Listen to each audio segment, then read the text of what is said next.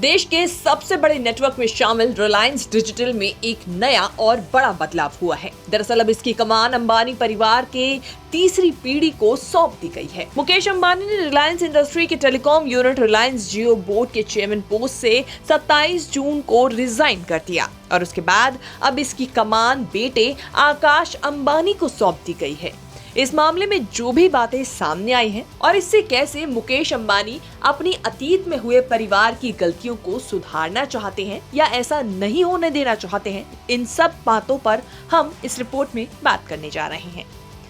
दरअसल सोमवार 27 जून 2022 को हुई जियो के डायरेक्टर मीटिंग्स में लिए गए फैसलों के अनुसार आकाश अंबानी के अलावा पंकज मोहन पवार को 27 जून से कंपनी के मैनेजिंग डायरेक्टर की जिम्मेदारी दी गई है। तो वहीं रमिंदर सिंह गुजरात और केवी चौधरी को कंपनी का एडिशनल डायरेक्टर बनाया गया है।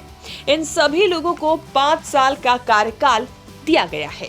आपको बता दें कि पिछले साल नवंबर में ब्लूमबर्ग की एक रिपोर्ट में बताया गया था कि मुकेश अंबानी अगली पीढ़ी को अपना बिजनेस सौंपने की तैयारी में है। मुकेश अंबानी ने पिछले साल अपने पिता धीरू भाई अंबानी की जयंती पर एक कार्यक्रम में पहली बार उत्तराधिकार को लेकर बात की थी।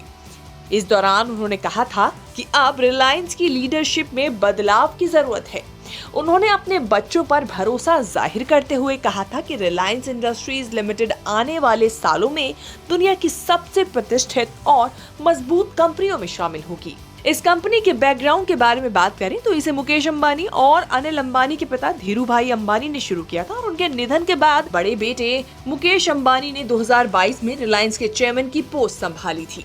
हालांकि उनकी पीढ़ी का सक्सेशन काफी उथल पुथल भरा रहा था।